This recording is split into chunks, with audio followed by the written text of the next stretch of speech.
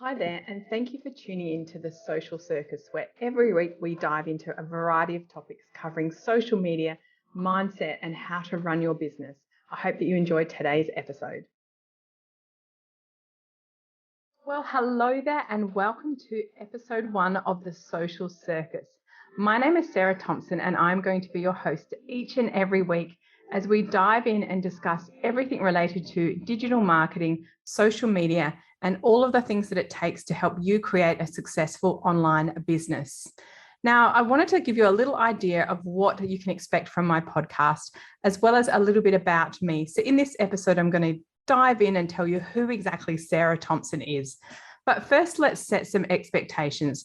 My podcast will be coming out weekly on a Wednesday. So mark your diary and make sure you subscribe so you get notified every time a new episode comes out.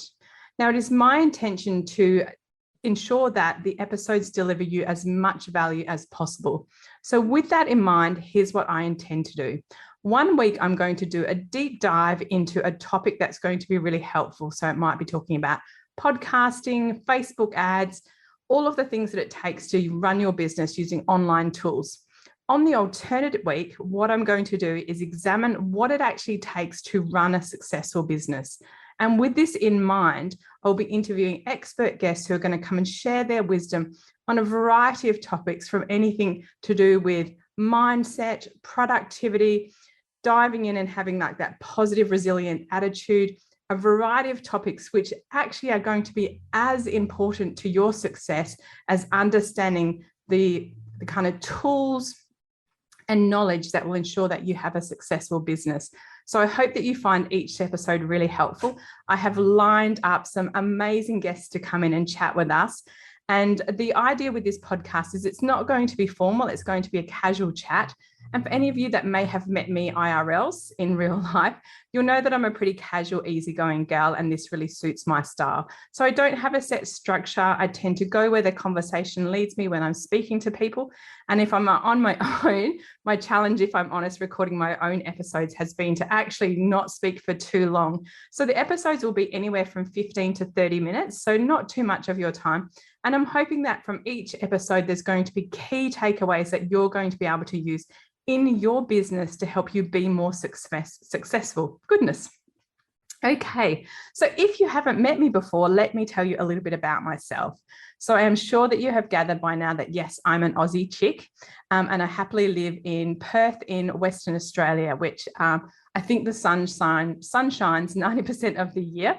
And it feels like sometimes like an endless summer. We have moments of getting really fed up with that hot weather. And we get really excited when it's 25 degrees and we're like, oh, it's going to be a cool day today. I am happily married and I get to work with my husband, Grant, in our business. So he is Mr. Online Social Butterfly, and he is the resident web designer, podcast editor, video editor. He does everything techie that I don't want to do. So I'm really lucky to work with my husband, and we've worked together for a very long time. I started Online Social Butterfly in 2011, and it feels ridiculous to think that I've been in business that long. It is so many years. But in reality, when I started my business, I didn't have a big vision or any grand plans for what it was going to look like. At the time, my sons were really, really young. They were 2 and 4. And I was really struggling. I was working full-time in corporate, and I was doing a poor job of parenting and probably a poor job of my corporate role. And so I just decided to quit my job, which was, I would just say, not a great decision. Probably could have done with a bit more planning going into that. And I thought, whatever, I don't like what I'm doing and I don't care what I do as long as I don't have to go into an office all day, every day. So I mistakenly thought that it would be decently easy to pick up work. So I've worked in marketing, communications, and advertising for 15 years prior to starting my own business. And in that time, I've worked here in Perth. I lived in Sydney for quite a few years, and I also lived in London in the UK for a few years. So I have this really broad skill set, and I've worked for some really big companies in my time. And I have this really impressive CV. And so I thought, oh, I'm going to start a consultancy business, and people are totally going to pay me to give them advice on marketing. Well, I really misread that market because Perth is a decently small city compared to someone like Sydney or London.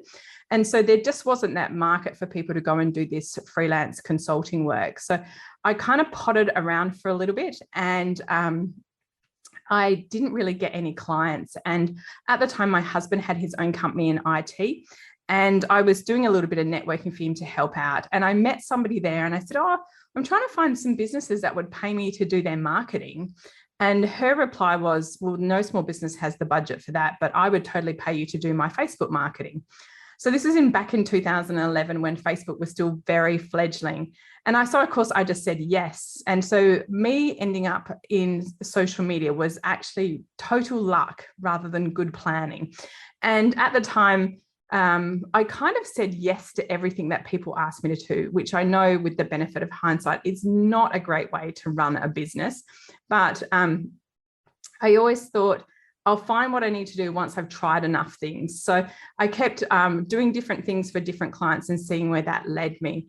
And quite quickly, I found that I loved doing social media management. In my last role that I had in corporate, I'd done a lot of digital marketing, and I felt very comfortable with it because to me, it was just marketing and advertising that we just apply on a different platform. And I remember in those early days, there was a huge element of what I did that felt quite salesy. And I used to meet with clients and I used to say to them, "You really need a business Facebook page and you can pay me and I'll set that up for you, and you can pay me and I'll manage it for you." And it felt like as if I was working with someone like the Yellow Pages and selling advertising. It felt quite hard. And like this was quite an uphill battle to convince people that, yes, they probably did need this. So I did social media management for probably 4 or 5 years in my business. So I really cut my teeth in that space. And as much as I loved it, you definitely get fatigued doing social media content for other businesses. And it was my kind of intent that my business would evolve. So once I'd made the decision that I wasn't going to go back to corporate, which, to be honest, when I started my business, I thought I might just work for myself for a couple of years and then go back and get a real job. But once I'd kind of got my teeth stuck in and I was quite happy working at home and having that flexibility around my sons, I kind of thought, well, what's next and what can I do? So I started training about 4 years into my business journey, and I loved it. From the first day I did training, I absolutely loved it. And my first course that I actually delivered was called How to Manage Your Facebook Page in 10 Minutes a Day or Less. And it was such a hit. And I still remember doing my very first workshop. And I remember walking out of that feeling like I was walking on air, like this was what I was meant to be doing. And I absolutely loved it. And needless to say, I found my groove with training, and I ran lots of workshops across lots of different areas. But I guess over time, I became really known for Facebook marketing, Facebook ads, Instagram, and Canva. And that's pretty much what I offer to this day in my business. So I offer training, online courses, and one-on-one coaching with people. And those are the areas where I really help people. I'm also lucky enough that my husband, a few years ago, probably about 5 years ago, decided to transition out of his business and come and work in Online Social Butterfly. And he had been doing web design for quite some time. So he moved into that, and we offer web design in our business. But if I'm honest, we don't promote that because we're always booked out. So if you look at my website, that does not say that we do web design. And that's really because we just take word of mouth referrals, which is a really lovely position to be in. And it certainly makes it enjoyable for my husband and I because we can pick the clients that we would like to work with in terms of web design. So that's a little bit about Sarah, corporate girl. But in terms of who am I am, I guess, oh my goodness, am I a middle-aged woman? I think I am. So, well, if I've been working 15 years in corporate and another 10 plus in my own business, you can surmise that I'm in my late 40s. And I have had a really wonderful life in terms of where my adventures have taken me. And having grown up in country Western Australia, my mum was a school teacher. I had a really fun upbringing in terms of having that freedom to free range and enjoy those kind of outdoorsy activities. And we only moved to Perth when I was starting university. And I do have quite a few qualifications, and you can look those up on my website, but you can take from that yes, I love study and I love learning. And I just finished my master's degree last year. And so I am finished studying, but I was intending to do a PhD, but I'm a bit what's the word? I'm a bit fatigued, like having finished my master's through the COVID period. It was a lot, and I'm happy to enjoy the break from it now. But in terms of my personal life, I loved being a corporate girl, and I loved being a total workaholic. I loved working in fun environments with lots of other marketing professionals. And when I lived in Sydney, I actually moved there just before the 2000 Olympics, which was super fun. And I worked for Nestle at the time, who obviously a sponsor, and my ex also worked for AMP. So we got to go to so many cool events. We got to see Ian Thorpe swim and go to, like, Sydney was a buzz, and that was a really great time. I moved to London, I can't remember what year it was, but I met my husband there. And at the time, he was kind of just working, and I was consulting there. And we met through a friend. And at the time when I met him, I'd made a promise to someone that exact day that I'm not dating anymore and I'm going to be single forever. And I met Grant, my husband, that day. And suffice to say, it was love at first sight. And we had our son less than 18 months after we had met, which was a little bit of a surprise, but a lovely surprise. So we've got two sons together, Matthew and James, and they are very much at the heart of why we do what it is that we do. So I'm very driven to run a successful business that fits in with my family, but I'm also very motivated by the fact that I want my children to see me as their mother as a strong role model, and I want them to see my husband Grant and I as strong role models, as parents, and as a cooperative team. And that's really important to me. And I'm also really mindful that my sons are watching how I behave. So when I say to them, it's important that I have studying qualifications, I'm teaching them so many great values. So I feel like now my oldest son is on the precipice of adulthood. He's 16. And as I look at him entering that different phase in his life, I do feel quietly proud of the job that we've done. And I feel like he understands the values that we have in terms of the importance of family and the ability to have that flexibility. And I hope that he sort of takes that with him in his life. I probably will share a little bit about who I am as we progress through our podcasting journey, but that's a little bit about me. But some fun facts that you may or may not know, and if you follow me on Insta, you'll definitely get to know this.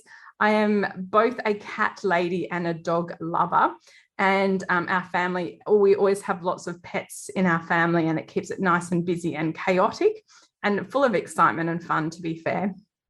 My favourite thing to do if I'm not online, which, to be fair, I spend way too much time online, my favourite thing to do is read. So I belong to a book club, and one of my friends is a really heavy reader. We're constantly swapping books. And if I'm not working, I'm reading. That's my favourite hobby. And probably why I like studying so much, because I love reading so much and I love learning. What you will find from me is that I'm not a very serious person. I take what I do seriously in terms of I make sure that I'm knowledgeable and I share accurate and correct information, but I'm a pretty easygoing Aussie chick. I like to have some fun. I like to be lighthearted. And I also like to share things in a way that makes people feel confident and comfortable. And that's really important to me. So if you ever attend any of my training, you'll know that I love to have a little laugh. I love to crack jokes. And I just really want to make it that whatever you're listening and absorbing from me, you're going to be getting the most from that in terms of accelerating your knowledge in a way that feels really comfortable. So I think that's a whistle-stop tour of who on earth is Sarah Thomson. But I will definitely be sharing more in some of my personal episodes. You can get to know a little bit more about me. But I am very excited that you've tuned in. I'm so appreciative. And I do hope that you enjoy tuning into me each and every week. If you'd like to kind of subscribe to me and leave a review, of course, that's always welcome. But I would also be grateful if you have enjoyed this episode to share it with a friend who you think would also find value from it. So thank you for tuning into my very first episode. I'm excited for you to share this journey with me, and I look forward to tuning in with you this same time next week.